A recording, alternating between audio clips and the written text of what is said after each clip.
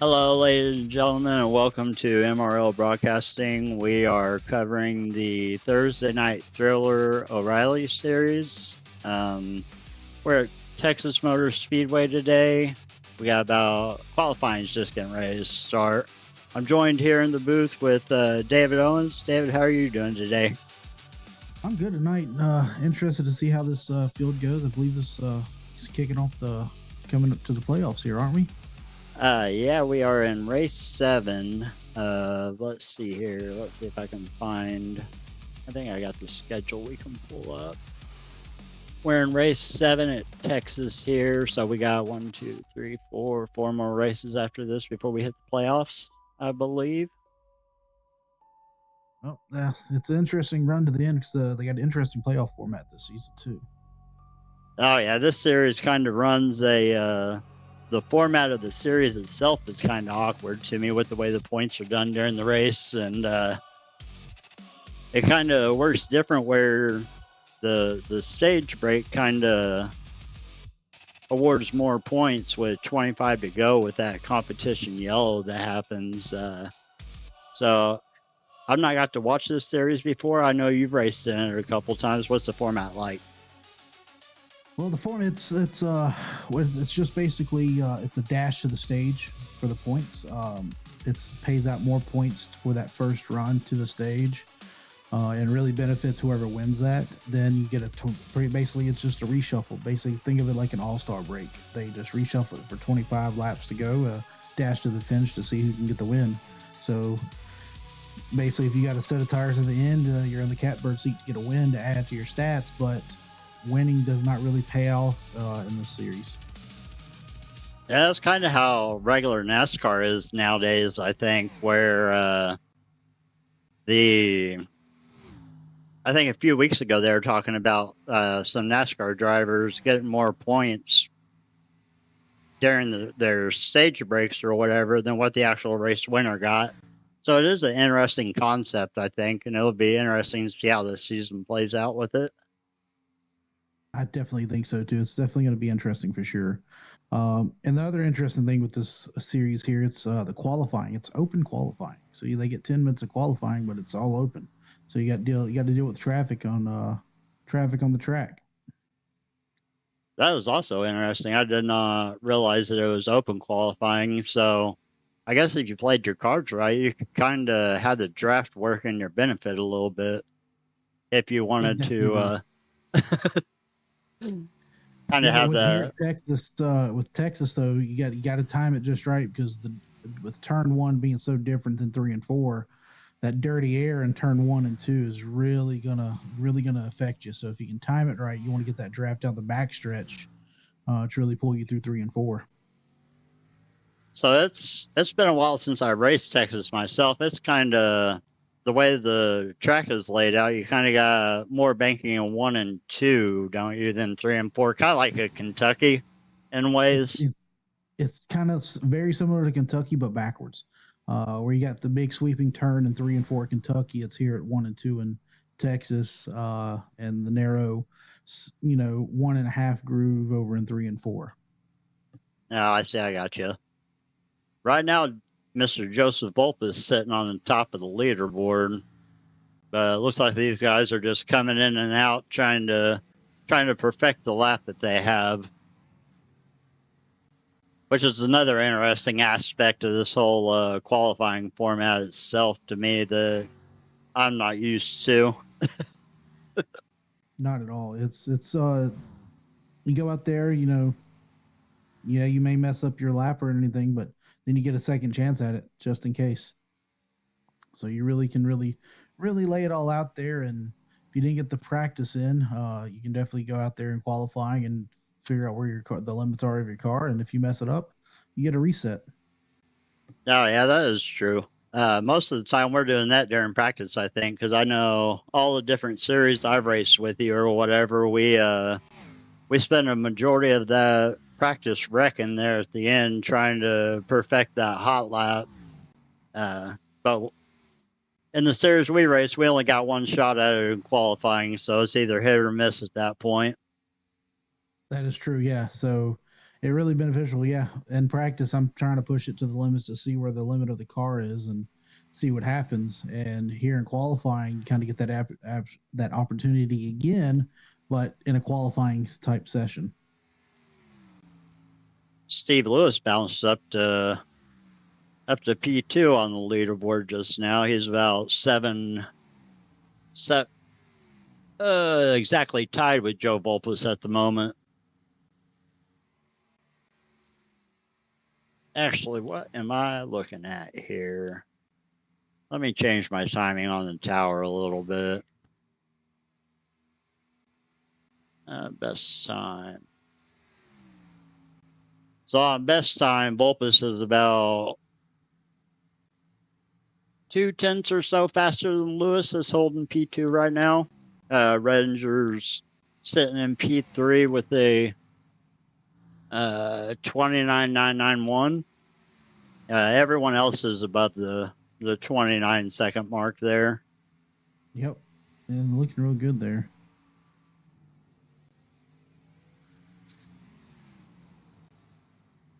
I was watching practice a little bit, and Joseph Amato, they're sitting in sixth currently. There at the start of practice, he was having a little trouble holding on to the car after 2 or 3 laps. So I wonder if they're going to be dealing with heat issues in the tires if they push too hard too early. Texas, with Texas, I think with how hot it is out there right now, I think they're really going to have some issues with this tire where they're really going to have to pay attention. Another thing that's kind of like they got 7 guys on track right now, and a lot of the series that we're used to running, we have 20, 30, 32 guys for a whole hour of practice. And a lot of these leagues run the where you carry over the rubber laid down or whatever. So I wonder how that's going to affect this track with not having as many guys on the track during practice. Yeah, it's going to definitely feel more of a green track to start with. So I feel, I'm not sure, haven't been out there, so it might feel pretty gripped up to start with, and that give you that extreme tire wear in this first run. Then you'll probably see a lot of people falling off. Then hopefully we'll see the adjustments for the next round of pit stops after that. Yeah, it's been a really, really long time since I've raced these cars and this track, so I don't have a hand on what these guys might be feeling right now, being unfamiliar with both of this combination completely. Which I know you raced in this series. Was it 2 weeks ago at Vegas where you won?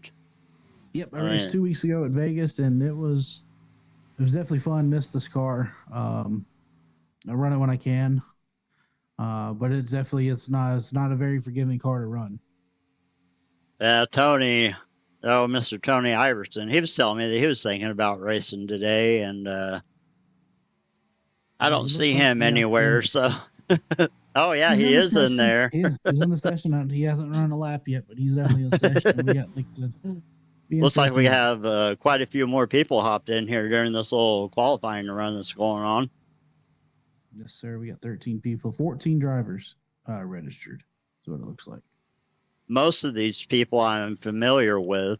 The one or two people that I might not be that familiar with is Brandon Ybarra and Dalton DeRosa.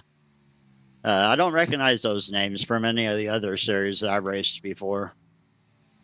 I don't know Dalton DeRosa. I've raced with him in here. That's about it. Then Ybarra, I raced with him in here, and he's also in the new Tuesday night late night showdown that's being run by Jay Stinson and Kenneth Register and Justin Parham.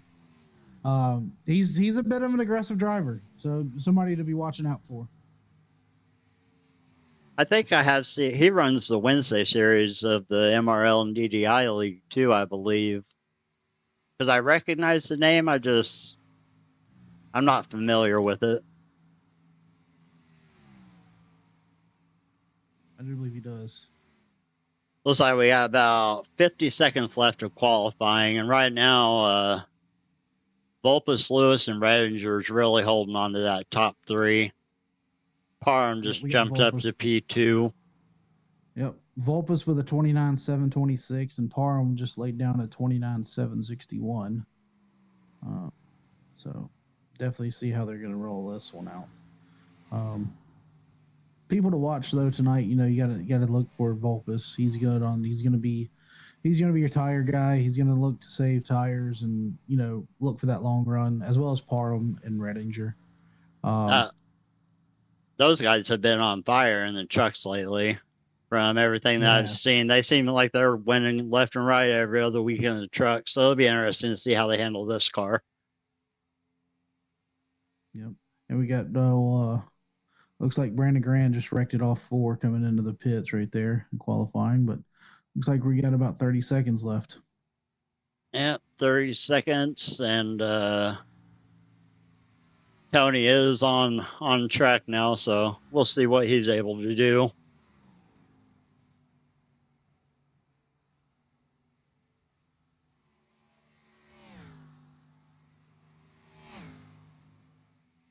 Barely misses the wall right there on the exit. This is one of Tony's favorite cars, so I know what he can do in the next gen, so it'll be fun to see what he can do in this car too. Oh, he didn't even. All right, so let's bring up the grid here. And looks like starting on pole tonight is going to be Joseph Vulpus with 29.714. To his outside, Justin Parham starting in P2 with Grandstand Racing. He was only 400ths off, Joe, so that's pretty close right there. Row 2, you got Steve Lewis on the inside, next to Kenneth Redinger on the outside. Zach Clausen starting P5 next to Joe Amato in the number 28.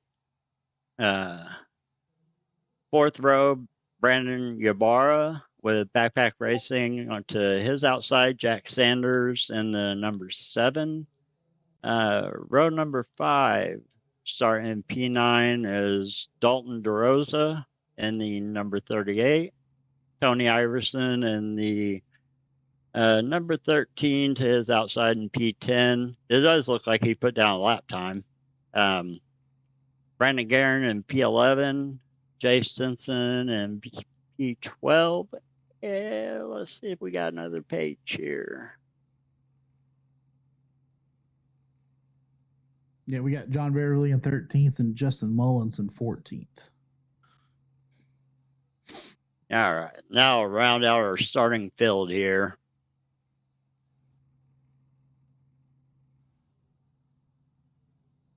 So, what are you expecting on this first lap here? Oh, well, typically, I can tell you from my experience here with Texas, that first lap typically is going to be fairly loose going into one. So hopefully, they can keep it together. I know the track temps looks like it's only 74 degrees, so it's not too hot out there, but cold tires as we begin to roll off this grid, definitely be something to pay attention for. Looking at the, what do we got here? Track temp is 75. I brought the weather up. Air temp 71. Got an 11-mile-an-hour wind, and I have no idea which direction it's from because it doesn't tell me. Let's see here. But I know that wind can make a difference. It can change the handling of the car a little bit depending on which end of the track is blowing.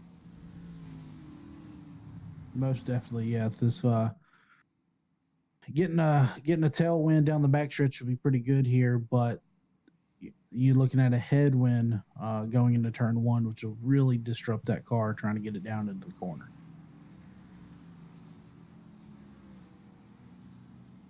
Coming into turn 3 here, getting ready for the pace car to duck off and see how good of a start these guys get. I do believe it's go on green to start, and then after that it's go on the leader in this league or this series.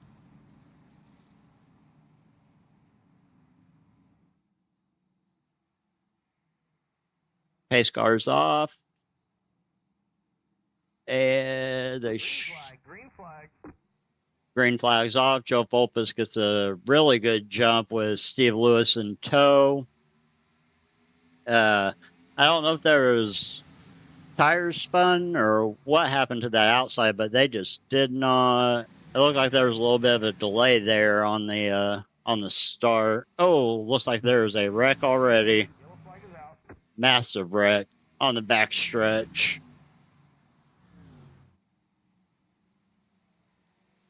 We'll go back and look at that and see exactly what happened. Looks like it involved Guerin, Clausen, Mullins, DeRosa. Yeah, it looks like Clausen. Let's see here. Looking at Clausen right now. Yep. Looks like he just got loose, cold tires, and everybody kind of just followed him. It always amazes me at the skew that these cars can do in the corners. But yeah, I do believe that is what we are going to see happen. He just loses it on the bottom. Yep. Then looks like there's two wrecks because of the 44 trying to avoid Clausen spinning was real low on the track, come up, got into the 38, and they both hit the outside wall and wrecked and collected a few others in there. So, now let's back up here and look at some others. Some more here. Because Clausen didn't look like he hit anything other than the inside wall. But it looked like there was a lot of checking up and non-checking up, and it just turned into a catastrophe after that. Most definitely. It looks like just a chain of events there. Yeah, chain reaction a little bit. Yep, Kenneth Redinger involved. Or I'm sorry, Tony Iverson got a little bit of damage from that. Looks like Jay Stinson got some too. We got some people sitting in pits here. Do you know if they have a fast repair in this series or not? They do not have a fast repair, I don't believe. So they're just kind of at the whim of being able to get damage fixed. I know about a year ago, whenever I used to race these cars, in the Wednesday Xfinity series, the damage model on these cars was really, really sensitive to the lightest of hits. Do you know if that's the same now? I've heard a couple people talk about how it's a little bit different. It's not as sensitive as you used to. It's not as sensitive as used to, but it really depends on the impact that you have. They have adjusted the bodies because it is a composite body. They've gotten more closer to that like they are in real life. But as far as the component wise, you're hitting it just right. They do break it pretty easily still, but they can be tough depending on the impact, just depending on where you hit it. Like Jay, I think Brandon didn't hit it too hard, but Jay Stinson hit it pretty good. But it looks like he's out back on the track and going to be able to continue, I think. Jay's a good guy to. Hopefully he is able to recover from that. It's fun racing around Jay. A lot of those Venom guys are really fast and pretty fun to race around. Yeah, looking at Clausen's car, he pit pretty good with that nose, and it looks like he got it pretty good repaired there. So it doesn't look like he's got any too much damage left there. So looks like pretty resilient there. So we'll see how it goes. That's a good thing. You don't ever want to be knocked out of one of these things after 3 or 4 laps. No, not a fun time.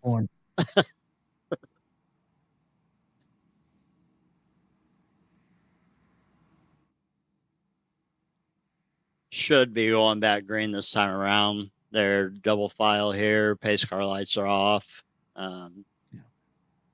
Looks like we got everybody on the lead lap except Yabar and DeRosa. They look to be 1 and 2 laps down respectively.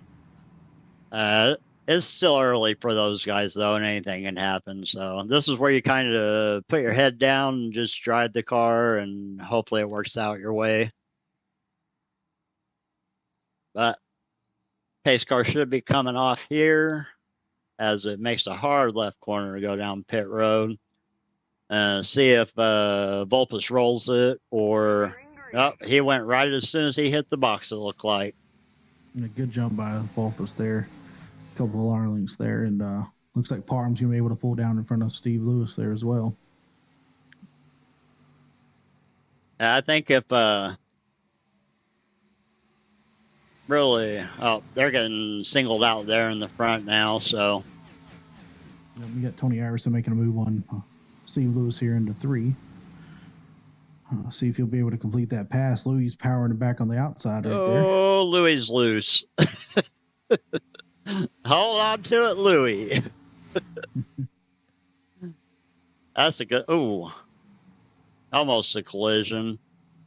Oh, Amato up into Lewis a little bit. Yep, teammates there of T-Bone Racing. More teammate battles going on back here, which I don't think this series has official team stuff, but I know everyone likes running in their channels and everything. Yeah, I don't believe they run official teams in here either, but you know, you race with so many so often, and you kind of just start associating people as teammates.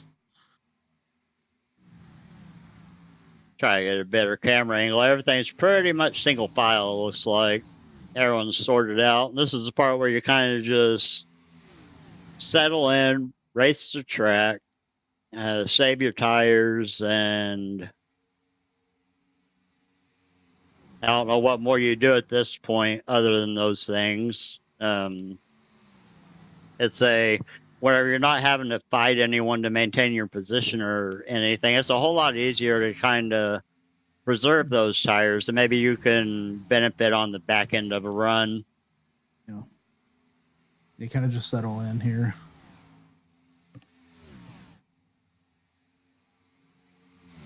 Trying to look for any battles here, and everyone's kind of there's a little bit of one with Slack Carlson back here. Yeah, we got Parham pulling up, looking like he's going to try to make a move on Vulpus here. Oh yeah, they're getting close together. Vulpus swings out, pushes high. Looks like he's going to get Parham the inside here. Yeah. Looked like both of those guys were unstable on the exit there. Looks like there's Parham. Give Redinger the position too. Parham, Redinger moving to 1 and 2, and I think Vulpus might be trying to move up a little bit for some of that momentum, but that might be dangerous with the tires. I'm more of a bottom feeder guy myself. Yeah, I think he's running the high side just to let Redinger have, and just took the run just to keep the momentum there. But Vulpus, he likes to save them tires, so he's strategically thinking about just here, I'm just going to run my race. Y'all can go and have at it. Tony's getting ready to be working on Vulpus here a little bit. Hopefully Tony don't do what he did to Vulpus on at the Talladega or the Daytona race. No, hopefully not.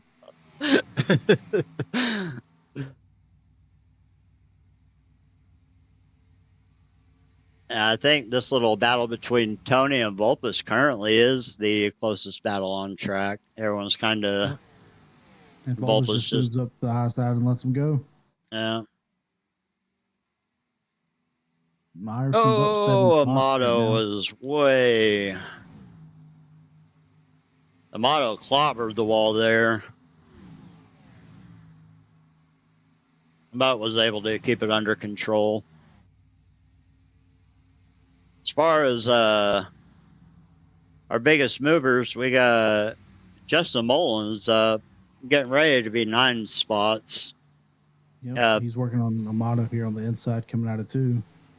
But with that momentum on the outside, Amato's going to hold on to it. I would...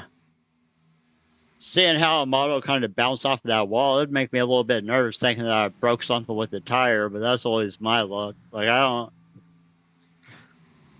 don't have the luck to bounce off the wall and not break the car. No, none of us really do ever. It's the guys that are like your Joe Amatos that get the lucky breaks. Well, a battle for the lead here between teammates with Redinger and Parham. And Tony's not going to have any of it, I don't think. He's going to throw a wrench in that little duo right there. Nope. He's going to be a tyrant coming through there.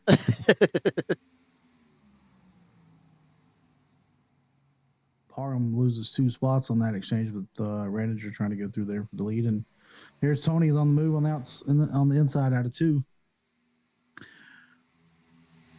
And try to clear him going into 3 here. Is Redinger going to give it to him or fight back on the outside? I think Redinger's going to have the momentum here. But it's only a matter of time, I think, before Tony's able to make this work. As long as he don't burn off the tires fighting too hard on the inside. Good side-by-side battle for P1, though. Yep. Looks like Tony's got him clear right here. I think Redinger kind of just lifted and let him slide to keep that battle from happening. That fighting with other cars and everything, that's disastrous on the tires. So sometimes it is, which Redinger's about to lose a couple other spots. It looks like to Volpus and Parham. Yep, Parham's trying to make the move on the inside. Oh, if they don't take each other out. We're only, what? How many laps? We're 16 laps into this right now? Yeah, we're on lap 17, and I believe the little competition in yellow should come at 135. Yep. Yeah, with 25 to go. Yeah. Which these 4 guys up front have broken away massively to over a 3-second gap back to P5 with Steve Lewis. Yep, and Parham's just steadily losing positions. I wonder if he's just overused them tires already. Yes, I didn't really see him fighting anyone too hard, so I know that's whenever I usually end up cooking my tires, is when I'm trying to fight with someone rather than just running my race or racing the track. Joe Amato is in the pit. It looks like he is out. Yep, looks like he disconnected as well. Looks like DeRosa out, Stinson out, Ybarra out, Amato out. So that's 4 drivers out of this race that have called it quits already. Those early, yeah, those early race cautions where you don't have that fast repair as a backup it's really rough. It's really hard to race these races whenever you have a limited field or field size and you're fighting a broken car and needing cautions to get it fixed, so you don't always get those cautions. It really takes that motivation of wanting to stay in there and race there out of it. Especially at a 1.5 miles. I've had some pretty broken cars and raced the short tracks like Bristol, and you can usually stay in with a crappy car and capitalize on it there, but these 1.5 mile tracks, aerodynamics and all that stuff, it plays a big factor on actually, I think what caused Joe to quit. It looks like he crashed, I think. Everything's kind of settled down in single file, so I'll go back and see if I can find what happened to Joe. Oh, yeah, 3 wide with Lewis, and back it up just a little bit. Just trying to, the 60 got into him. I see that. That's definitely unfortunate, yeah. Everyone just kind of bounced off of, oh man, Joe almost got smacked by someone. I had no idea who that was that came flying through there. But back up front, it looks like we are going to have another challenge for the lead with Redinger back up to Tony. I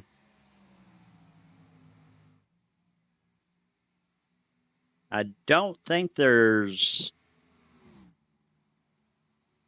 Looking here, these 3 guys right here is the closest battle on the track, getting ready to come to 24 of 160 at Texas Motor Speedway.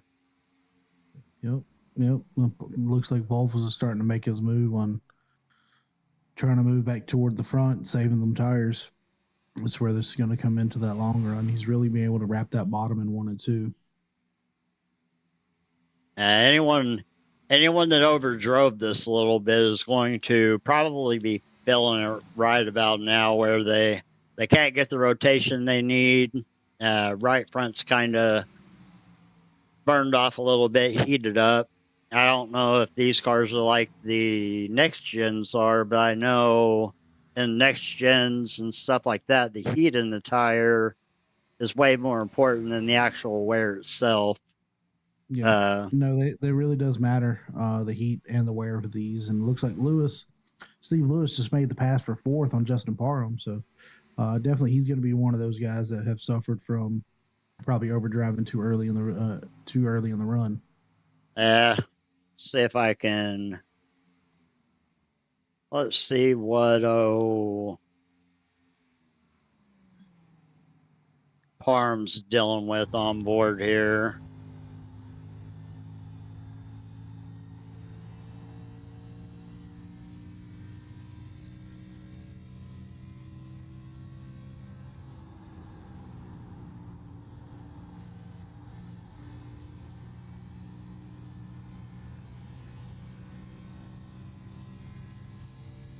Can just hear those tires screeching quite a bit. Yeah, he's definitely putting a lot of wheel input right there, trying to get this thing to rotate. I think he probably just don't have any right front left on that car. Now, I don't know what the field mileage looks like. I know they're on 70% fuel tanks, or as far as the quantity goes, but I don't know the laps on a full tank to be able to do a little bit of tricky math and figure out the estimated laps on a 70% tank. I'm not sure either. I would think it'd probably be around 40 laps, 45 laps or so on a tank. Looking through John Beverly's up 7 spots, having a nice quiet race, sitting in P6. And that's good for him. He's definitely one of those few that he tries to have a quiet race and gets collected up in other people's mess. He does have some of the worst luck I've seen. Like it doesn't matter what is going on, and is not ever anything of his doing necessarily, but he seems to be caught up more often than not in other people's shenanigans. Yep, him and Tommy Fox.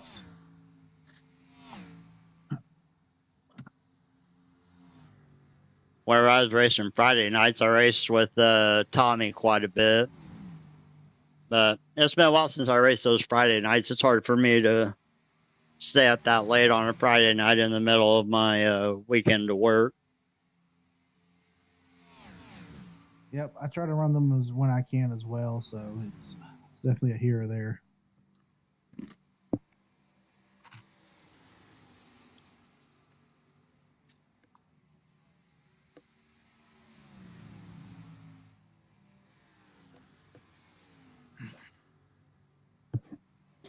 Kind of going through the field here, looking at Clausen's rebounded quite a little bit from being in that early incident where he kind of brushed that inside wall. Currently running in 8th. Brandon Garrett running in 9th. A lot of these guys just having now that everything's spread out, it's a head down and race the track. More times than not, a lot of these races, whenever it gets to being spread out like this, it goes green from here, but the one savior that might happen is that competition yellow. Or if one of these 3 guys at the front decides to get racy and, you never know what's going to happen whenever a handful of guys decides to want to race for a position or whatever, and incidents happen, people misjudge stuff, and stuff like that. Which each top three have currently pulled out to almost a 5-second lead over P4. Yep, P4 is still about 5.2 seconds behind the leader right now. So, interesting up. So, like I said, we should have pit stops coming up here soon. And a big thing that most recently got updated with Texas here is the entrance to pit road. It is immediately as soon as you turn off that racing surface. So, I know the last time we were here in some of these trucks, I know there was a handful of gentlemen that got popped with some speeding penalties. So that's definitely going to be something to watch during the pit stops. Oh yeah, and to have speeding penalty. Oh my goodness. I don't know who that was. Was it the 60? I think it might have been the 60 there. Brushed the wall a little bit right in front of Redinger and Volpus, which he is the first car one lap down right now. So if a caution were to come out, he would get the lucky dog. As long as they do that in this series. Yep, they do that. The only thing is he's got to wait unless we have some sort of accident here. But yeah. I don't see how it is right now. I think we're going to run green till the competition caution. Yeah, I believe so. Unless something happens under green flag pit stops, it's looking like it's going to be a green from here on out. Which Mullins really don't have anything to worry about. He's sitting in P10 right now, one lap down, and P11, 12, 13, and 14 are all out of the race. So all he has to do is maintain himself.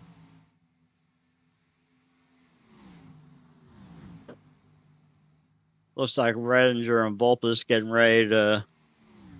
Tony's kind of pulling away from these two, so Redinger and Volpus for P2 is our closest battle on track at the moment. Yep, Tony's running... he's got the fastest 10-lap average right now at a 31.539. And that's about a tenth faster than there with Redinger at a 6:08 and Volpus at a 6:12. You know what I wish this timing tower had? Is those, if you had a way to be able to look at the, like I said, a 5-lap average lap time or 10-lap or whatever, kind of limited on the data that I can see on this when it comes to averages.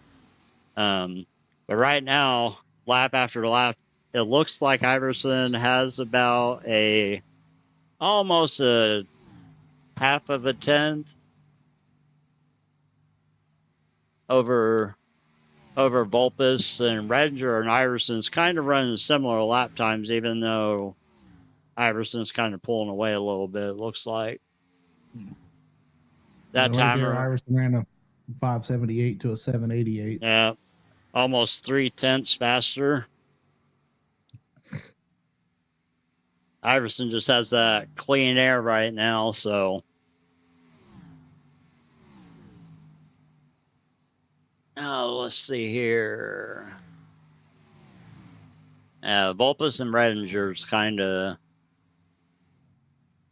Jack Sanders and Parham has a battle going on here for... We'll be taking over P5. Parham's just falling back. I really think too early in that run, I think he pushed a little too hard.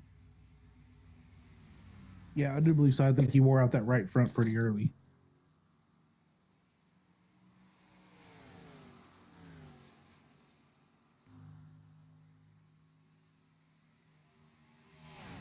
Once you get to a point where you wear that out, most generally you find guys kind of migrating up to the top.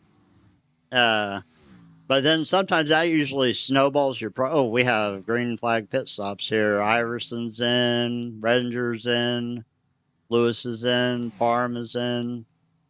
Volpus stayed out. probably one more lap. Here he comes. Get his lap led. What is going on with my camera angles? Iverson's already out.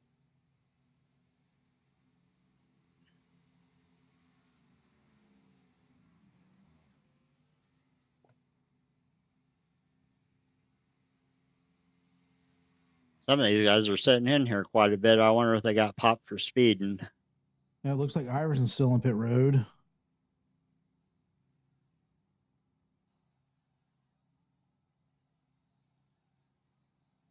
Yeah, Iverson, Parham, are they all still on pit road?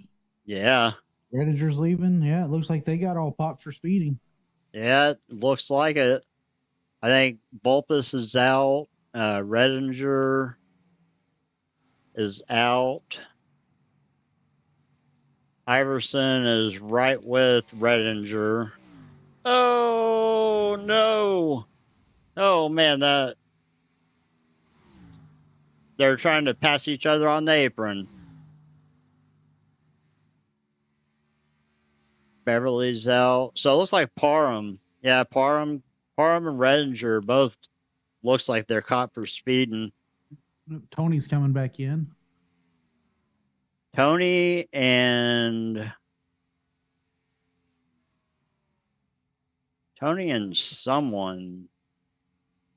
I want to go back and see if I can see what happened there. I think it was Tony and Redinger on the apron coming out of the pits. They ended up getting side by side for the exit here. Now it looked like Redinger just clipped the outside of the track and offset you have that little transition or whatever and kind of made the car a little loose. Come down into Tony and they wrecked. So out of all that happened, Jack Sanders is the current leader. And I think he has yet to pit. Joseph Vulpes. Vulpes is going to cycle to the lead by a large margin since the two guys that was running with him up front kind of had shenanigans happen there in the pit cycle. Yep.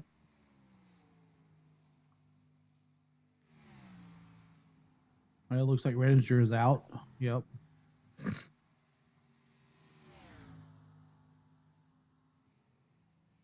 Oh, I'm still on a replay. Let's go back live here. Okay. Jack Sanders coming into the pits, nice and calm and collected. Going to cycle Vulpes to the lead here. And that is going to bring around Steve Lewis. Should take over P2, and John Beverly should take over P3.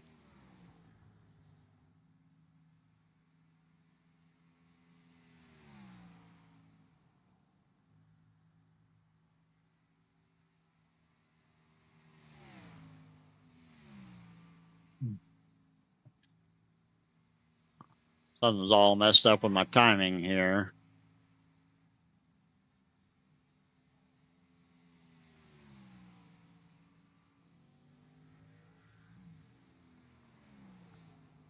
There we go. Now it's all back in order, I think.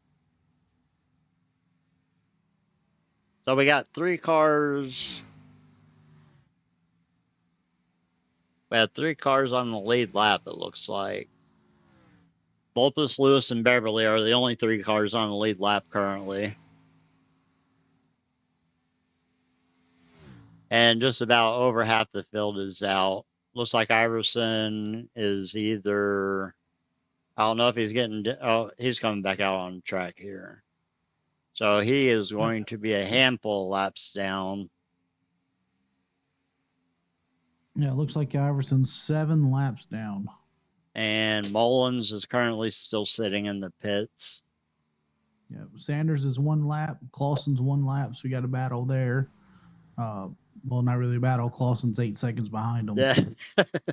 But a battle for the lucky dog there for a caution.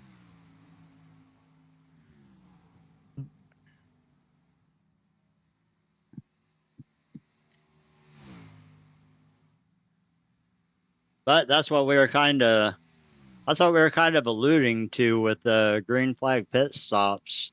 Yep. There wasn't how a quick that caution. entrance- Yeah. Yeah, that pit road, that pit timing line starts immediately now. It's not offset back, 40, Yeah. 50 feet like you normally have. It's right there. As soon as you pull off the tracker, that's pit lane entry right there. And, I'm trying to think of the track we ran. I think it was Sunday morning, and I don't remember which one it was, but I was expecting the pit entry marker to be further back where the wall started, and it was sooner, and I got popped for speeding. I do not remember which track it was, though. I'm not sure either. Huge, massive gap between all these guys now. Yep. Oh, Lewis and Beverly. Oh, Volbus is blinking out. I mean, as long as there's no shenanigans left when it comes to pit, we got another green flag pit stop coming up. So yeah, and it looks like it's right around 40 laps. 42 laps, because we had that early caution that a lot of these guys, you're not going to use as much fuel when you're pacing around. So I'd expect 40, 41 laps under green if you ran the whole stint, kind of like what you were talking about. So I think there's going to be one more green flag stop before the competition yellow here. It might be two, because you got the lap 80, then you got to go another. Is what 135, so you got to think. Oh yeah, there'll be two more stops, and these guys are only rolling with 3 tires or 3 sets. They got the one on the car and then 2 in the pits. Yep. So you're gonna have to gamble, and hey, well, with how it is, hey, I'm just gonna take fuel only on this last one and the next one, run the tires a little bit longer, and save a set for that 25 lap shootout, or what? Yeah, it'd be one of those a coin flip, and with the Vulpes is rocking a 10-second lead here, and if you count, if we assume 40 laps on a tank, and you're going to stop at 40, 80, and 120, and then 135, I think Vulpes could probably afford to back this up a whole lot and have one less pit stop than all these other guys. He most likely could do that. I saw he just let Jack Sanders go there. So because both of these top 3, they're separated by 10 seconds at least between each of them. There's a lot of time to play with there when trying to save and cut out a green flag stop and secure the win no matter what for that competition yellow. And then it's not really a benefit to try to chop it out in the sense that they do have that competition yellow, because that's going to reset everyone and put them all back together. But I think the only way Vulpes loses this little race to the competition yellow is at his own hands, making a mistake. Yep, it's good. It's going to come down to him making a mistake. Speeding on pit road, getting on off pit road with a speeding penalty, or pushing it too quick, too soon on the cold tires.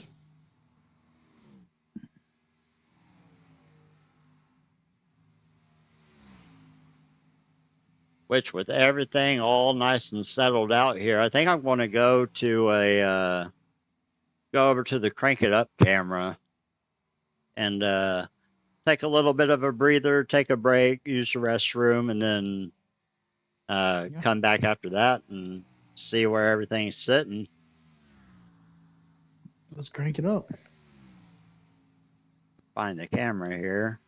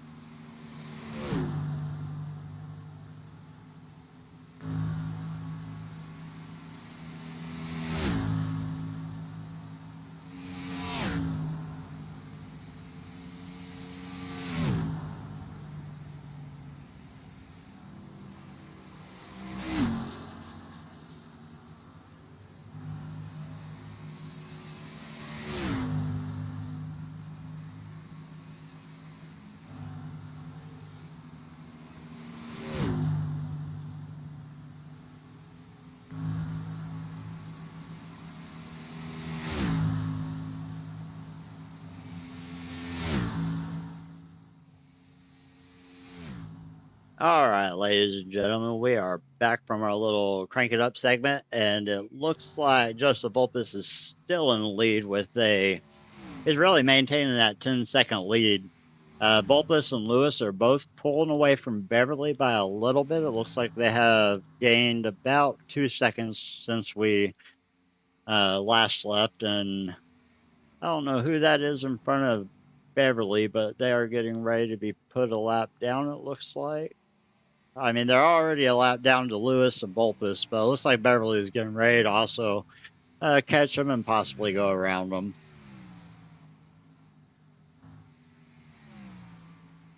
Jack Sanders running in P4 right now, almost 30 seconds back. So these guys are really, Beverly and Sanders are the closest together, even though there's about a 3-second gap between the two. Everyone else is either a lap down, multiple laps down, out, or over 10 seconds away from the next position ahead of them. Yeah, it's really just to put your head down and just make, cruise and hit your marks. The way Get this to race is that. going to play out. Get to that competition yellow. That's the only thing. And get to the competition yellow in one piece. As long as you can stay on the lead lap, there's a reset coming up here, and no matter how frustrating it is, you have that reset and basically a 25 lap shootout to the end to see who can get the win here. But first, you gotta get to that competition yellow. Yep, they get to that competition yellow, and we say Volpus is basically has this one in the bag basically, but you got Jack Sanders right there. Jack, he's fast. He's got speed. He's been there in other series. Maybe that's all you need because he got caught up in that mess on that lap one, and he could be that wild card here at the end with that competition caution throws, and gives him the chance to cycle back to the front and really be a contender there at the end. I can agree with that. I think that's why this competition yellow thing, like the idea and the concept, is so interesting to me because it's to help for situations like this, right? So that the race don't just go all like that's the whole idea behind stage racing, and so you don't get one or two guys that just completely hammer the field and just drive away from the race or whatever. You have those resets that kind of puts everyone back together. And whenever you put everyone back together, you have no idea what's going to happen. Yeah, there's no clue that anything can happen. You go into turn one and Joe could get loose, and that opens the door for the person behind him. Yeah. Or someone gets loose and it takes out the 4 cars on the lead lap. And then it puts everyone, like anything can happen. It's not over until it's over. Not at all. Anything can definitely happen, especially here at Texas. NASCAR is going to NASCAR.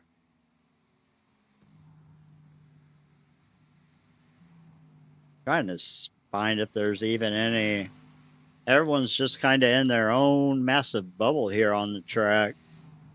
Yeah, everyone's kind of just spread out and just doing their own thing right now. Which we're on lap 71 of 160. Competition yellow should come at lap 135, so they're about 65 laps away from that competition yellow right now. Should be inching pretty close up to those green flag pit stops to see what happens. I would say within the next 8 to 10 laps or so, if I had to estimate. I don't foresee anybody short pitting it. So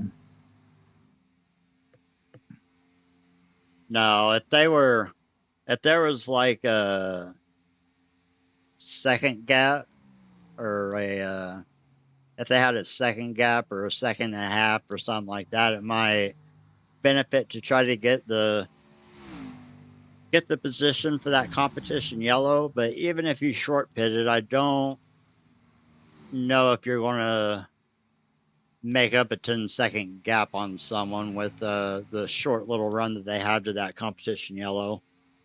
Which it does seem like Vulpes is backing it up a little bit. Lewis has been able to close that gap down to almost 9.5 seconds from a high of 11.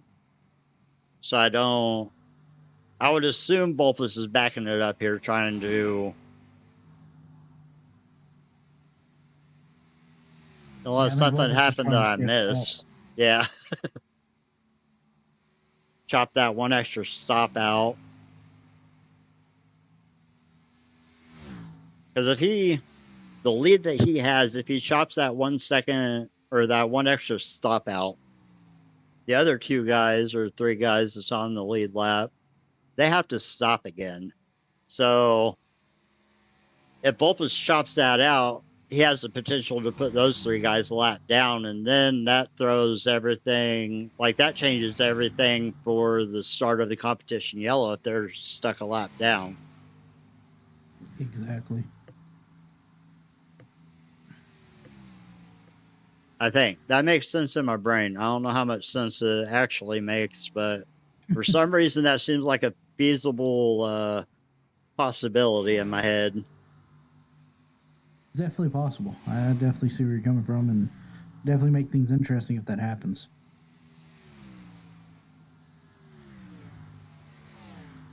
Because then, like Lewis, Sanders, Beverly, their hands would be tied at that point.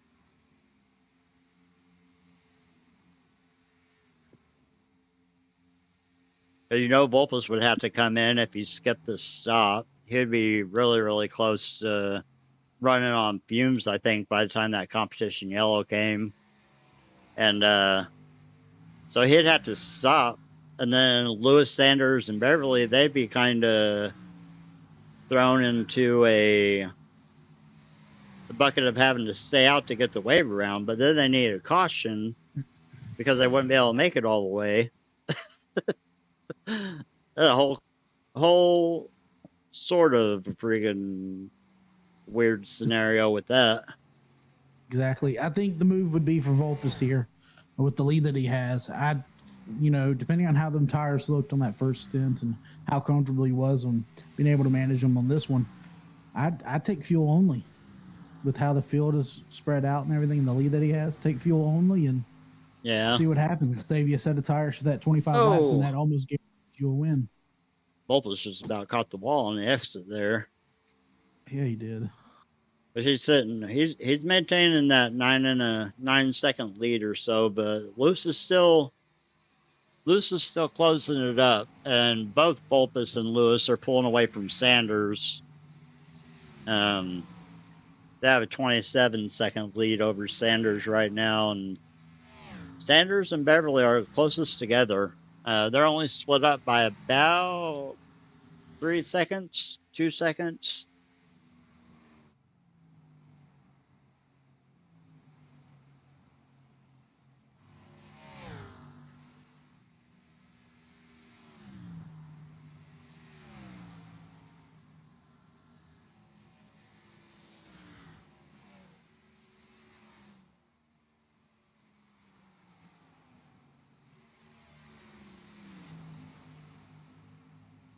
This is one of those races where I know we've been in it before, where with Vulpus, you're just on cruise control. If you're Lewis, Sanders, or Beverly, you're like, why can't this race be over yet? I'm done with it. Exactly. I just want it to be over. I don't care anymore. Yeah, but even with Vulpus being on cruise control, if he gets too comfortable and, it looks like Vulpus is coming in. Vulpus is pitting right here, right on that. So yeah, he is there. They will have to stop again before the competition yellow. They're not going to be able to stretch it 55 laps here. Lewis is also in.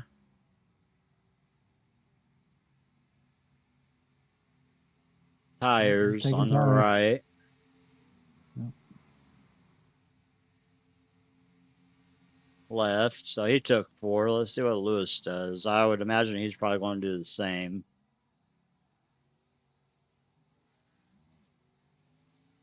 Yeah, 4 tires for Lewis.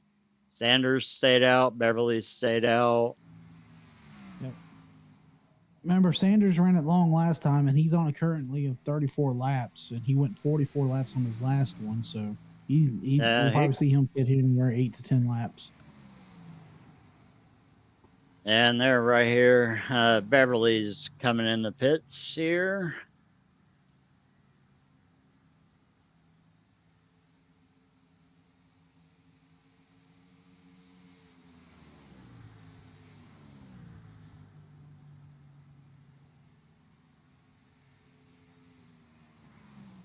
Right sides.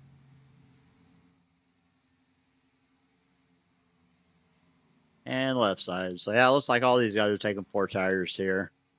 So they must have one set left for the... They're going to have to take fuel only on this last little stop before the competition yellow. Otherwise, I don't think they're going to have...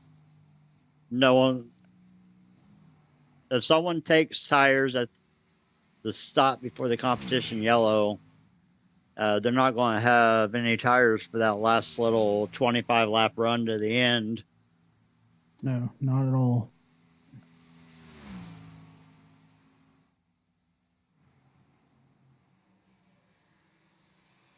Sanders still.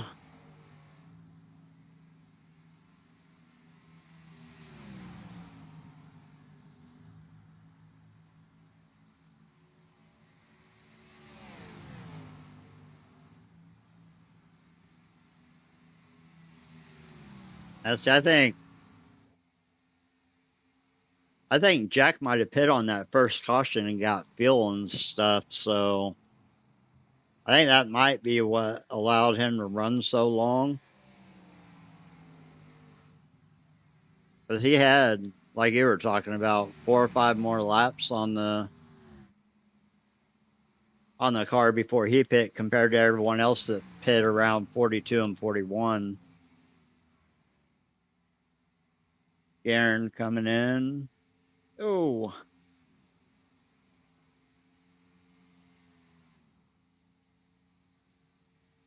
Hopefully my internet's holding up. I haven't tested it. OBS hasn't been yelling at me or anything about any of it, so I'll have to go back through and I have to go back through and watch it and make sure everything's all good, because that's primarily what today was for, to kind of see how my system and my everything is going to hold up to broadcasting and stuff. As Tony Iverson is making his way in the pits. Garen is still in the pits, so that's a 30-second. He's been in there for 34 seconds, maybe a speeding as well. It's going to be rough for him, because I think he was one of the cars that was just a lap down.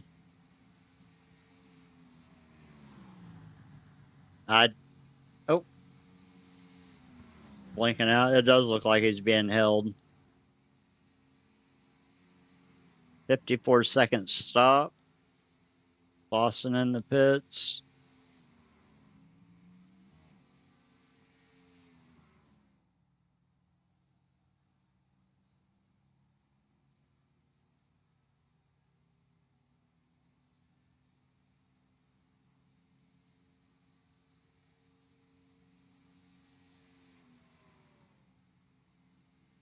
Lawson's sitting there for an extended amount of time after getting his service.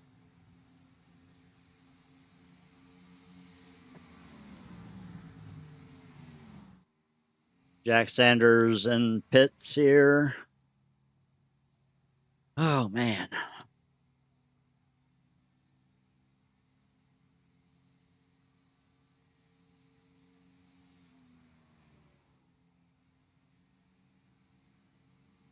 I think Clausen got busted as well.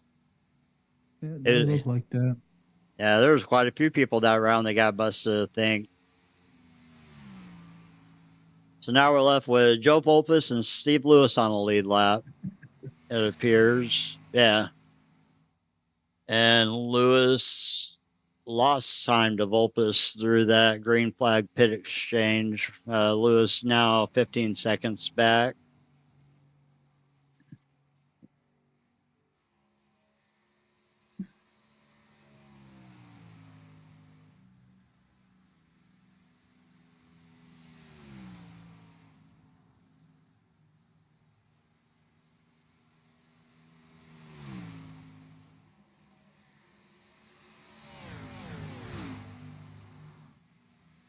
Mullins still has his head down and just putting in laps. That he is. He's currently 16 laps down. Tony's out there running 7 laps down.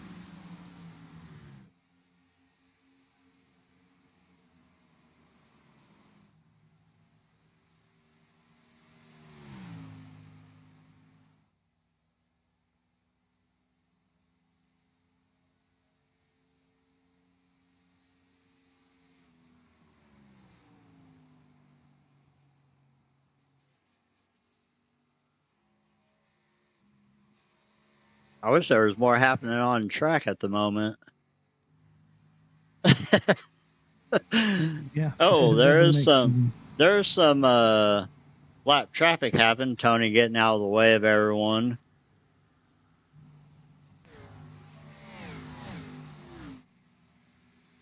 Yeah, right here, Tony and the 07 of Garen kind of here. So there is some battling on the track, even though none of these guys are fighting for position or anything. But it is the closest that we have, starting at, who's that, Jack Sanders.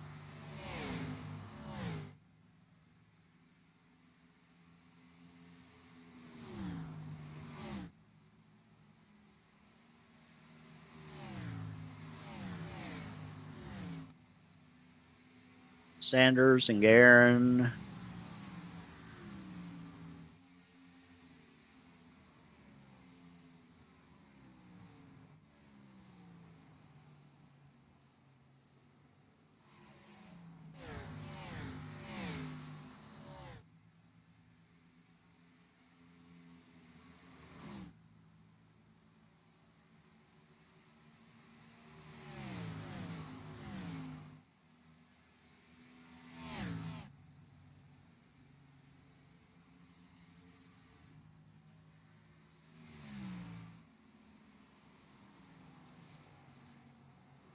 Looks like Lewis is about to have some company from a lap car. Looks like it's Garen coming up on him.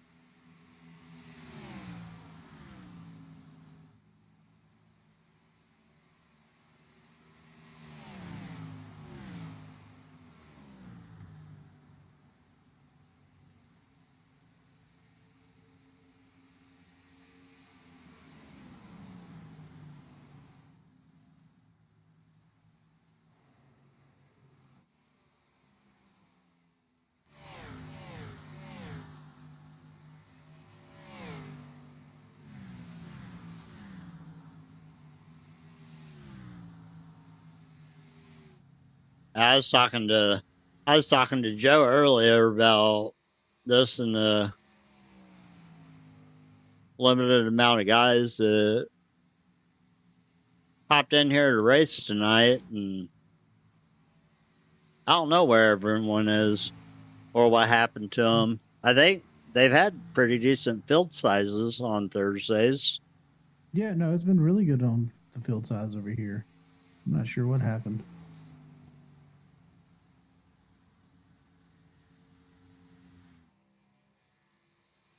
Oh, I just got your DM.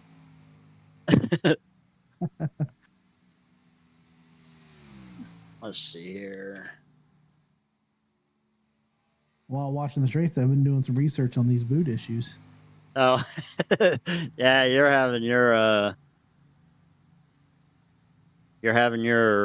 own problems with your system and stuff that is really awkward to me. Yep. That I don't really have a good answer for or anything, unfortunately, but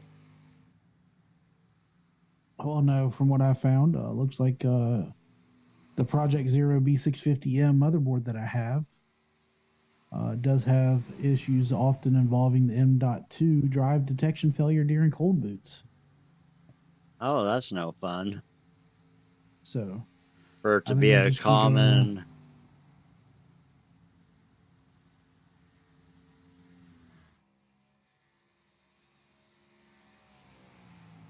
So I'm just gonna, I guess, I'll order a new motherboard, um, and probably just a new case maybe, because I can just redo it.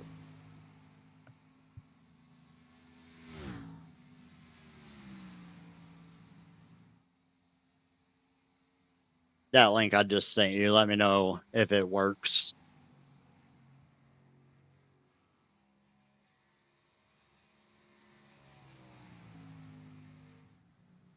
You should be able to see my video and Yep. stuff. Yep, I got it. I completely forgot to turn that on here. Looks like Lewis is getting ready to. Ooh, someone got loose there right in front of Lewis and everyone. And this right here is where you. Who was that? This is where you run into an issue where a mistake might happen and bounce off the wall like that and wreck in front of everyone. And then an unexpected caution happens, even though none of these guys are racing for position. Nope, it's the 07, the 7, and the And 88 are Lewis, right there. yeah. Lewis is like, y'all just go. I'm on the lead lap. Leave me be. And 7 of the Jack Sanders, he's trying to run down Joe Volpus there. I think he's about 13 seconds back.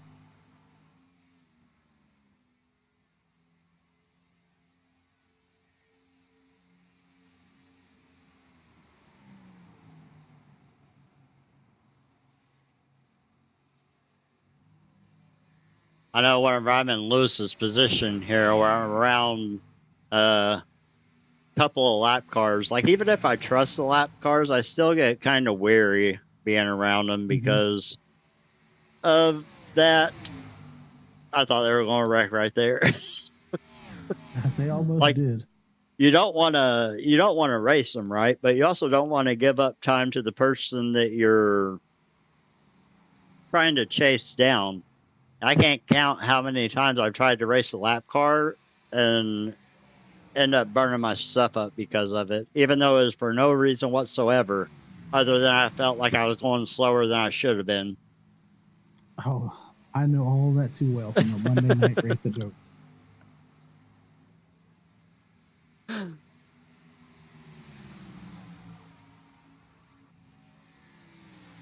Let's see here.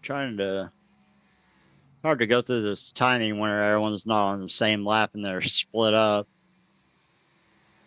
Trying to change cars and see who I'm around here. Which Lewis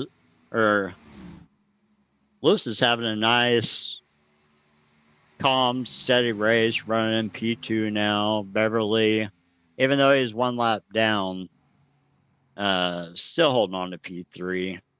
All these guys are spread out a whole lot, so it's still just getting to that competition yellow, I think, and then see what strategy some of these guys want to take that are just one lap down. Whether they try to get their lap back by staying out, or if somehow they manage to get a wave around just because.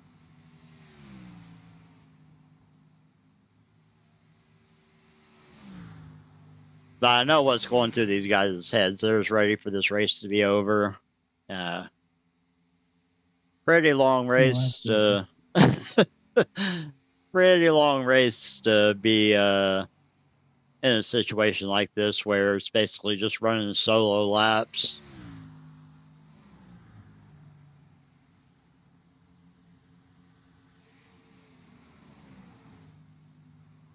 It's one of those races where by the time they're done with this, everyone's going to be comfortable with the track, and then they're going to be ready to want to redo or start over.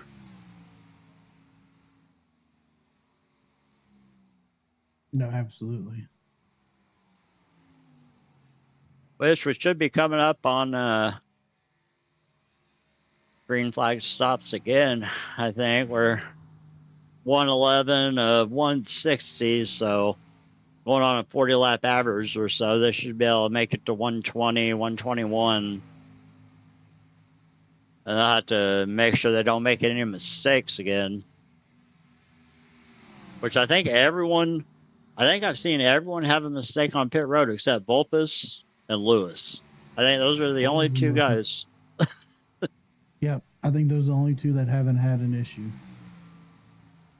Which Lewis is getting racy with Garand. Flipped the grass there a little bit. Beverly in the pits. Or, sorry, that wasn't Garand that he was getting racy with. Who is that? What number is that? Is that the 7? Oh, he was getting racy with Sanders. Going to trial, or the tri-oval, quadroval. Is Texas considered a quad oval? I don't know. Maybe. It's not really a tri-oval. It's more like an old Atlanta. Yeah, it's more like a quad oval. Yeah. Garen, nice clean stop coming out of the pits, and I believe Beverly, a nice clean stop coming out of the pits. These guys had let's see, Beverly an 8-second stop. That's probably fuel only. Garen had an 18-second stop. I wonder if he took tires there. But then he's not going to, like his, let's see, Garen, his 6 laps down.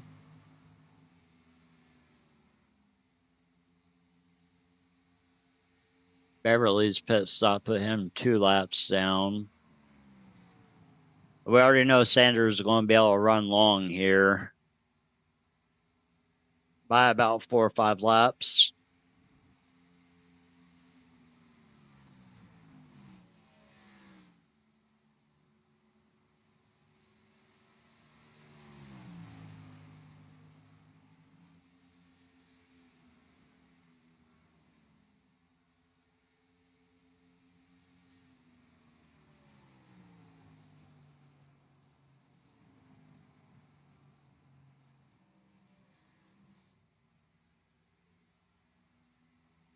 Beverly's coming up on Lewis and Sanders.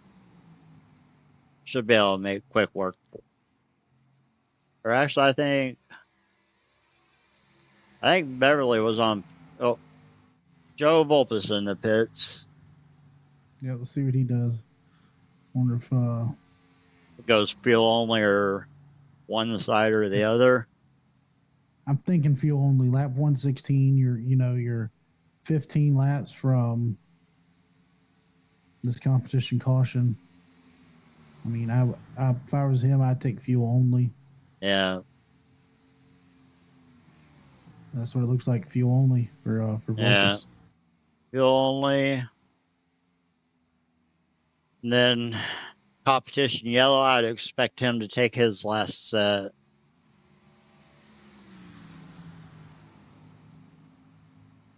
Here comes Lewis down pit road.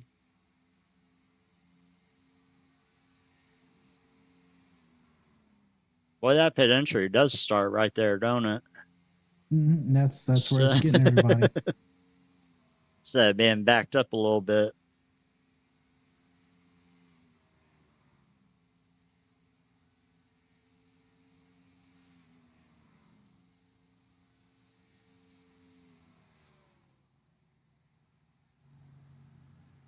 Lewis is taking tires.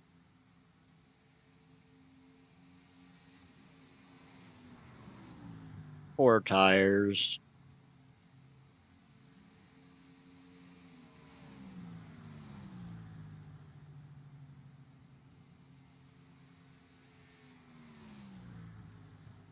He's sitting there for a long time too. 30 seconds now.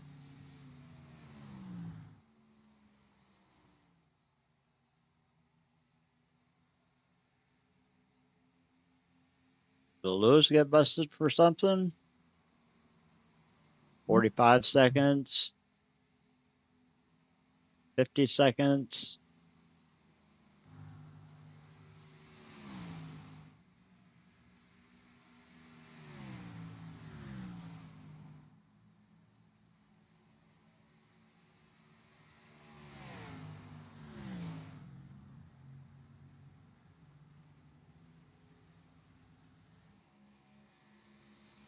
There, Lewis is finally out. I think he might have a 40-second hold as well from speeding.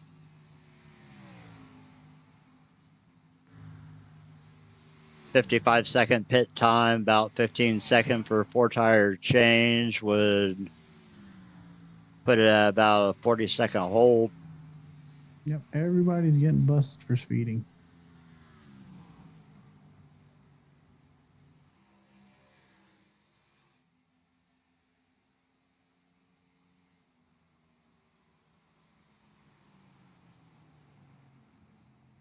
It looks like Sanders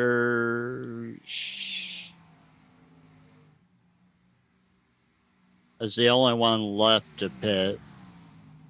And he's still 11 seconds back from Volpus, even though he's stayed out so far.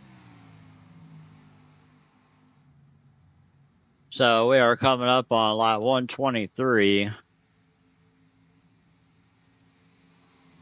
Sanders should be able to run it out to 125, 126, I think, if my math is right. I think so, yeah. 126. Maybe his last pit lap was 116, so adding on 40 there, one.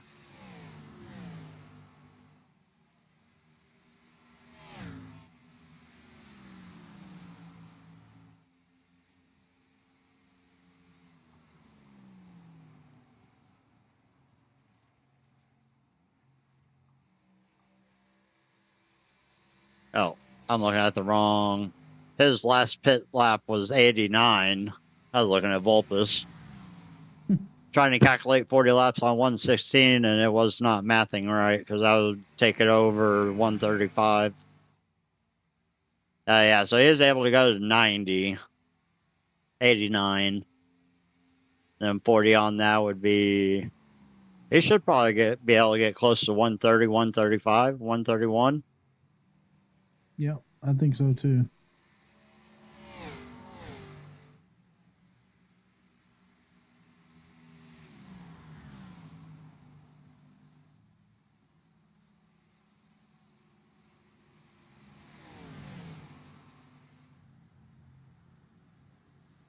Beverly going to his outside. Scraping the wall a little bit. No harm, no foul.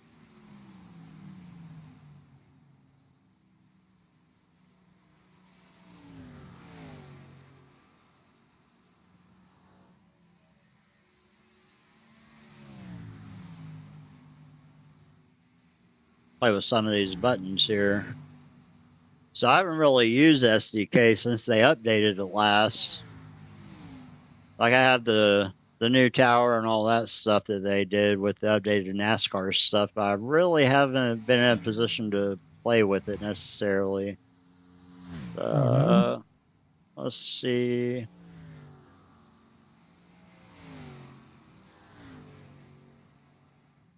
See what race recap does. Lap 127 and 160 leader, had 1 caution for 3 laps, and we've had 10 lead changes.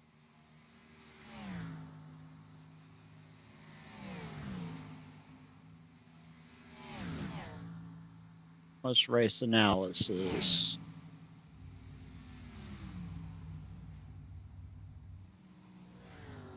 Some of these guys are flying by Jack. I'm wondering if he's not trying to save to make it to the competition yellow. It wouldn't surprise me if Jack tried something like that. So, if he's able to make it to the competition yellow, he's going to be able to take tires at that yellow. Then he should have one extra set left if some shenanigans happens in that quick little 25-lap shootout. Yes, exactly. I would not put it past Sanders being... If Beverly and Lewis can get their lap back through this competition yellow, then I think it's either one of those 4 guys can win. If they get themselves trapped, I think it'll be a pretty good fight between Vulpes and Sanders. If there's a caution in the middle of it and Vulpes don't have that extra, which Vulpes just took fuel only also, so he may have that extra set as well. I don't know. There's some extra pit stops in here that I think I'm forgetting.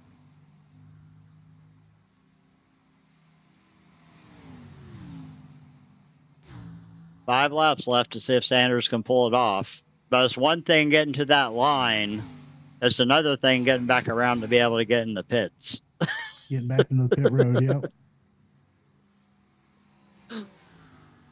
So, doing this little strategy or whatever, you really got to consider that extra lap or two for waiting for the pits to open, and hopefully you don't run out. And if you do run out, hopefully you have a friendly person behind you to help you to pit road. Iverson in. Looked like he took tires. Clausen is out.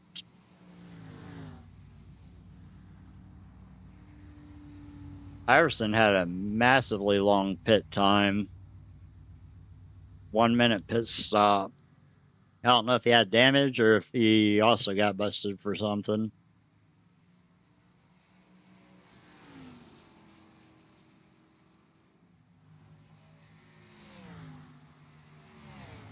Should be 4 to go here until the competition yellow. With the running order being Joseph Vulpes, P1, Jack Sanders, P2, John Beverly, P3, and Steve Lewis, P4, and rounding out the top 5 is Brandon Garand.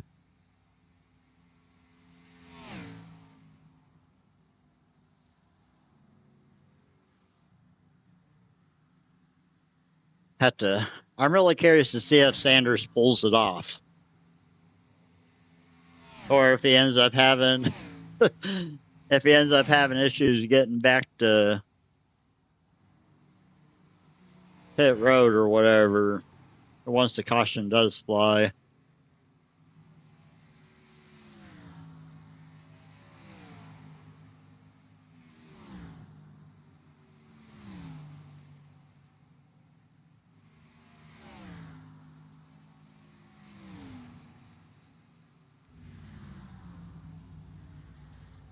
I don't hear his car being super quiet or anything, so I don't think he's... I don't either.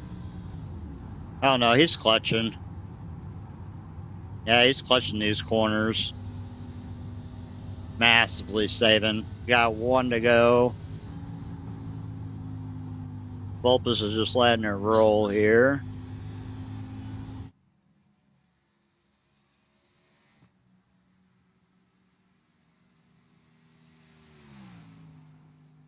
Oh.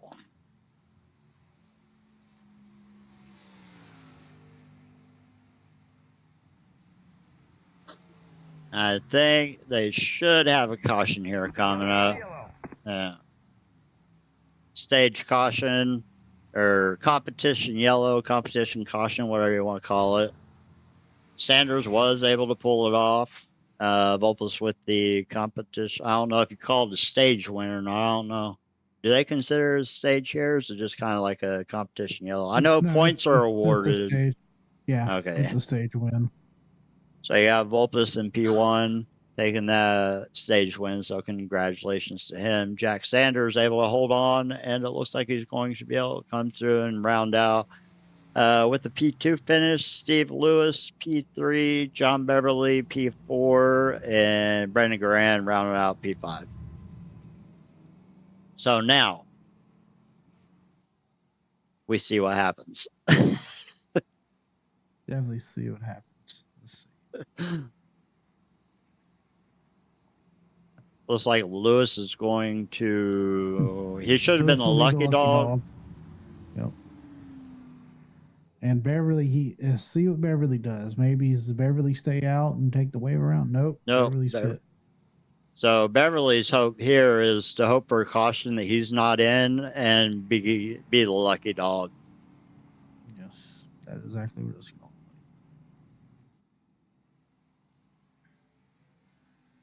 Looks like there is a couple people that stayed out for waiver rounds. Tony Iverson looking for a waiver round, and Justin Mullins in the 60 looking for a waiver round. Vulpes tires. Vulpes 4 tires. Sanders 4 tires.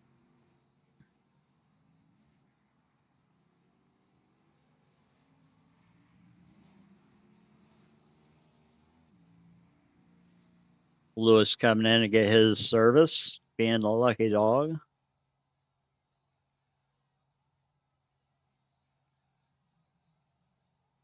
I don't know if Lewis has tires to take or not, so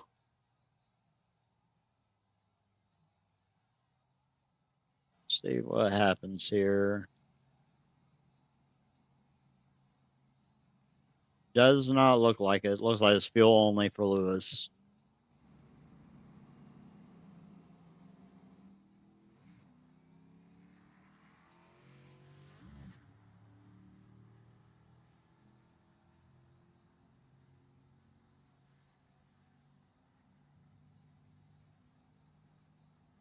Looks like Brandon and Iverson, they'll get the wave around here, and Vulpes choosing the inside.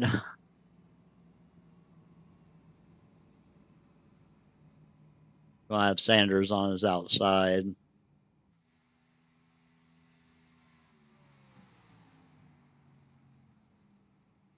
Beverly right here with everyone.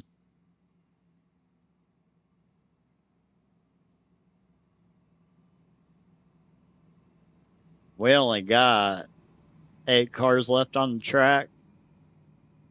8 cars and 3 of them on the lead lap. Yeah, so Beverly really needs an incident to happen that's not by him in order to get a lucky dog to get back on the lead lap, cycle back around, and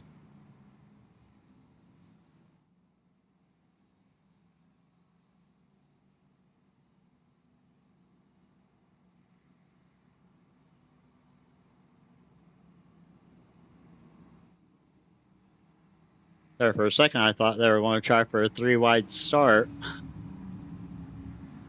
Be interesting. Pace car down pit road, getting ready to go green here. Green flag. Vulpes with a really big jump. Sleeping.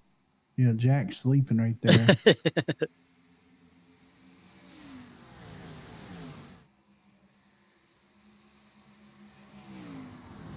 No, Beverly loose. Don't want to be the caution. You need one. Yeah. Don't want to be. Right. Tony ducking and dodging.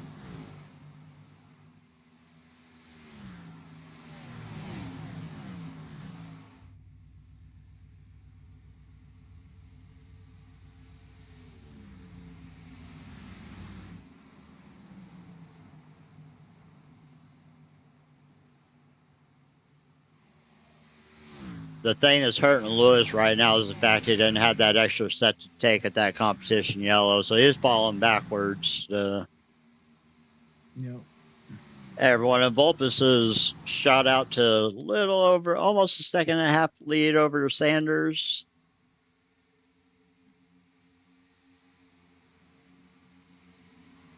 Looks like Tony's going to try to get one of his 9 laps back the hard way. Definitely going to be the hard one. Pretty much all single file here. A little bit of racing back here with Clausen and Lewis. Side by side where Clausen in the grass a little bit. Had a really rough entry into one. Vulpes just pulling away out to 2 seconds now over Jack Sanders.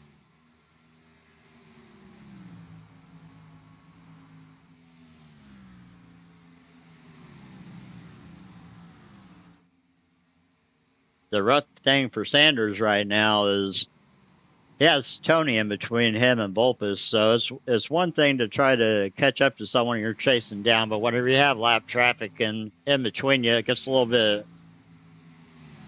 bit different because Tony kind of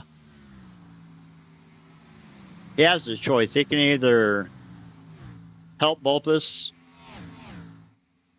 and race Sanders pretty hard, hopefully cause him to.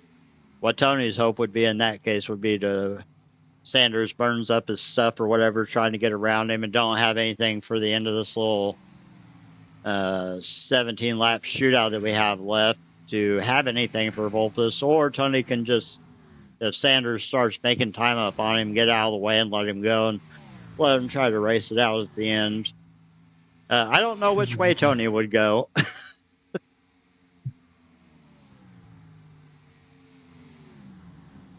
I know Tony feels bad about wrecking Vulpes Monday night.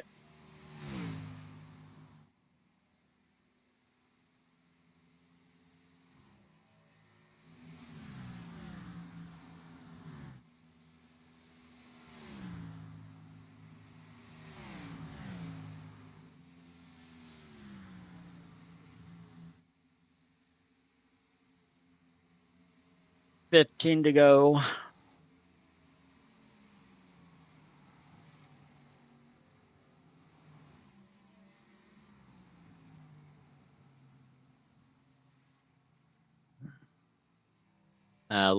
Lewis on those older tires, he's just bleeding time to Vulpes and Sanders.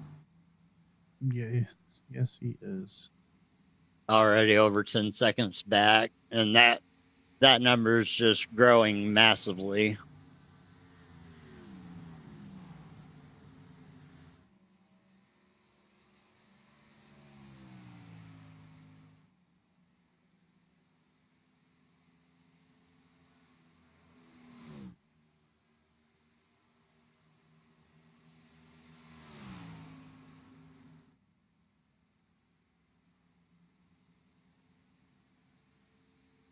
Looks like Sanders is falling off at Tony by a little bit.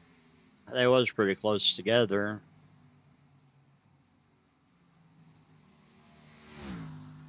Going to be 12 to go once Vulpes comes off of turn 4 here and gets across the start-finish line.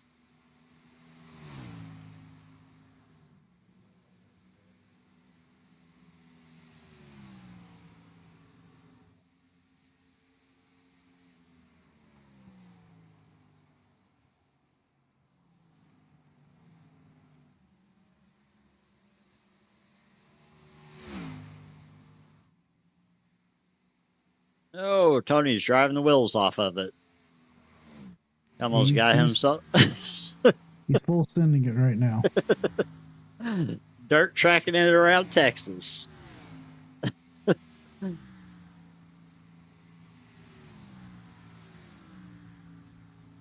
Looks like Mullins has calling it quits. I got to give it to him. He stayed with it as long as he could. He did. Tried to make up as much time as he could, but just running out of laps. Even if some of these guys were to wreck out or something, they would. What the heck happened? I don't think he would have enough laps to gain a spot on any of them. I think he was 16 or 17 laps down. Let's see. Yeah, Mullins was well, now that he's left, I can't tell. Yeah, I couldn't tell how many. The last I remember looking at it, it was somewhere right around there.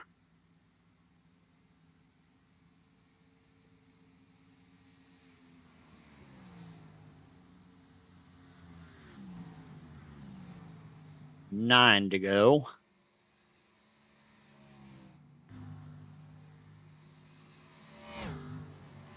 Sanders falling back to a 4 second gap there. Lewis is falling back to almost 20 seconds behind Volpus. Still maintaining his P3 though. Beverly, Mr. John Beverly maintaining P4. Doesn't look like he's going to get that caution that he needed to get the lucky dog. Get back on the lead lap and see what he could have done with it. No, unfortunately not. At least he's another one of those is just stuck with it. Just kind of put his head down. Right. Brandon Garan rounding out your top 5 here with 7 laps to go.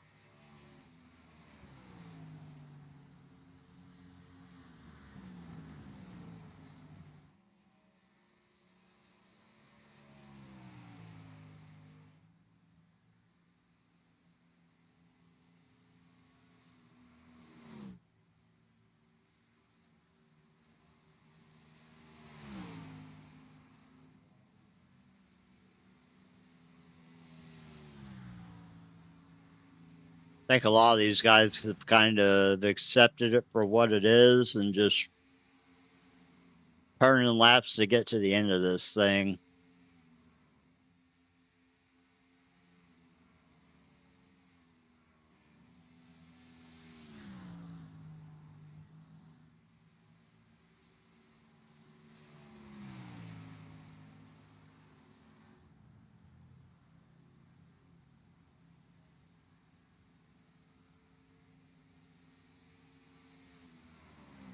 Look, we got 5 laps to go.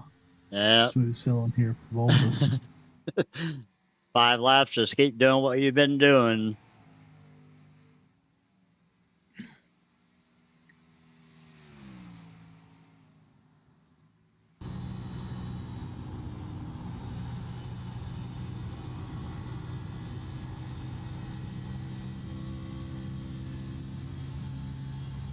Not doing anything too crazy with the wheel or anything. Pretty smooth with all of it. Just kind of nice and easy off the throttle, and then nice and easy back on it.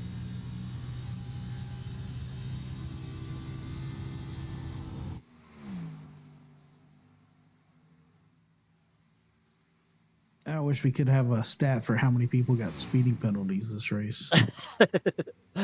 I wish I could see that. I don't.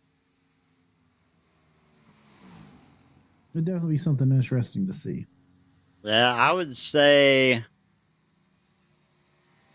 like those early guys that were out, that was due to an incident. But I would say the people that are left right now, just about everyone besides Volpus and maybe Sanders, all got caught for something, because everyone else is. Well, I don't think Lewis got caught for anything anytime. But I may be mistaken. He did have one. That's why he was scrapped that lap. Oh, yeah, I do believe so. So I think maybe just Sanders and Volpus. Mm-hmm. These guys still on the lap. Easy there, Volpus. You got 2 laps to go.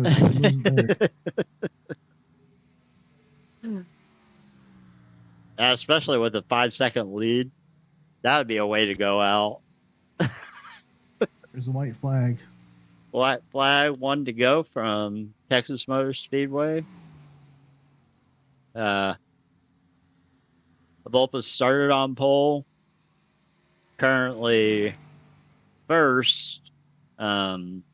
some unfortunate things happened and took some guys out that was racing with Vulpus there a little bit. It was kind of put him on an island by himself, but off of turn 4, Vulpus is going to take the win tonight. Jack Sanders going to round out in P2, followed with Steve Lewis just now. That's a lot of time that Steve lost with those old tires. He's just now in turn 3. Yes, he definitely lost a lot of time there. Yeah. Lewis going to pick up a podium, though, round out P3. Yep. Tom Beverly finishing 4th. Yeah. 1 lap down, so it's a good top 5 for him, and he's our biggest mover of the race, but not +9. Yeah, followed by Grand up 6. Sanders was up 6. Brandon rounding out the top 5 tonight. Where did Bulbous go? Driving around backwards. That he is, doing his little Polish victory lap. I thought there was a technical name for that. I couldn't remember it. Oh, made famous for Alan Kowicki.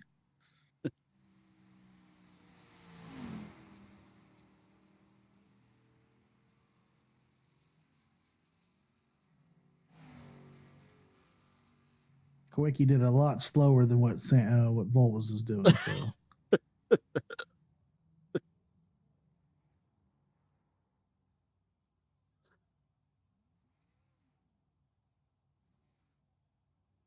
Oh, there he goes, burning it down, maybe. Oh, right into the wall. Let's see, Alrighty. Let's see here. Make this short. Then let's go to official race. Let's see if we can drag old race winner Joe up in here. Oh, yeah, go for it. Let's see. Hey, Joe, you got a copy? Where am I? Oh, you're down here in the broadcast booth with the boys up in the booth tonight. How you doing? How's it going? A little dominating of a race there. How did that race feel for you? It felt like.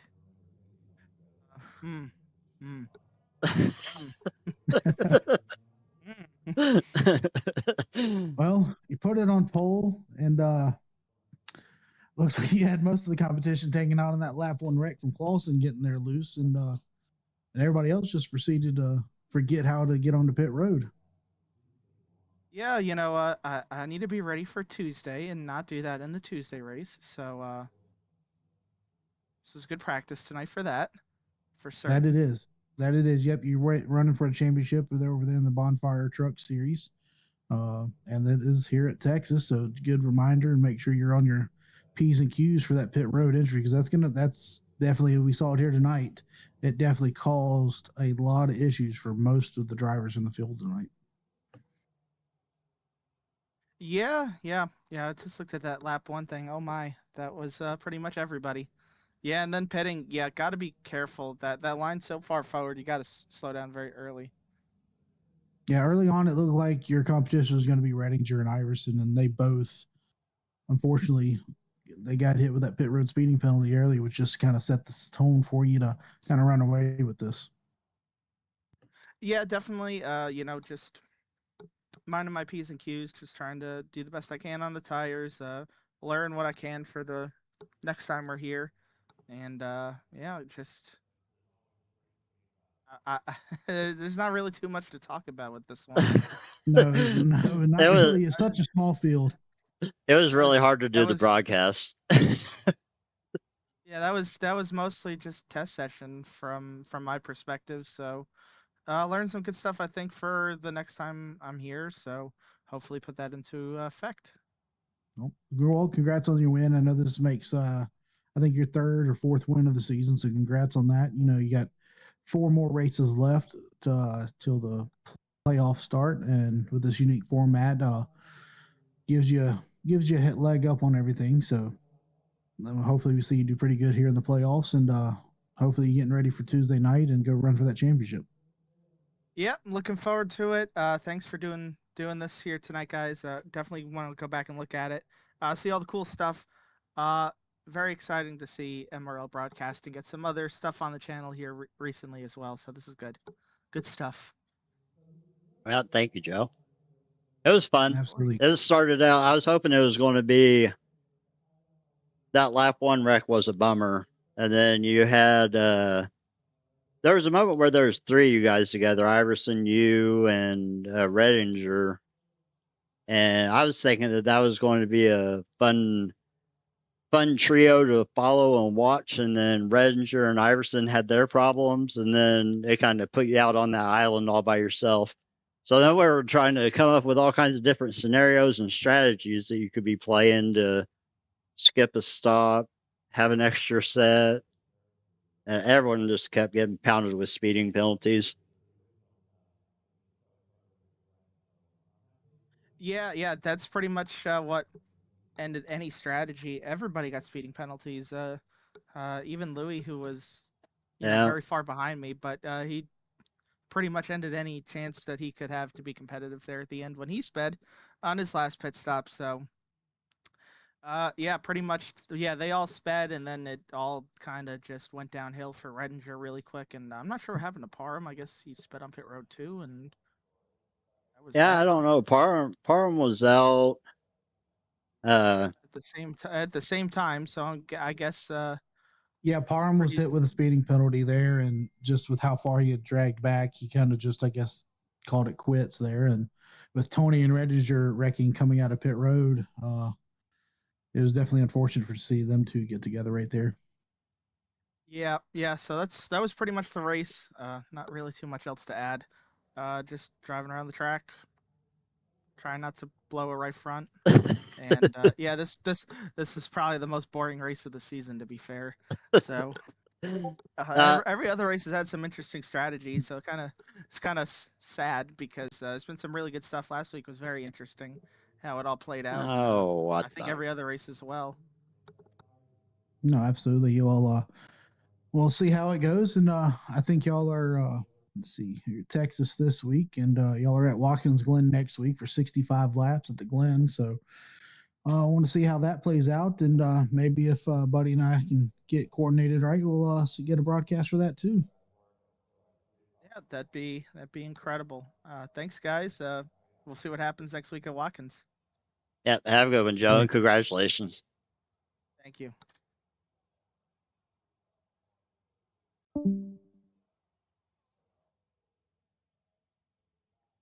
Well, buddy, Well, that was, yeah. like I said, that was one of those races. Just unfortunately, just all the calamity happened so early with a small field. Did what we could with this broadcast. Yeah, it was fun. It was fun having you in the booth too. I think it went pretty smooth considering it was we're kind of last minute a little bit, and sorry, I'm trying to troubleshoot some stuff because Oh, no worries. Yeah, it's a little last minute, and yeah, first time in the booth here. I'll get used to it eventually. oh, nah, you did good. It was pretty smooth. We didn't. There's a lot of limitations to what we had to work with. I wish there was more people on track, but sometimes it just happens that way.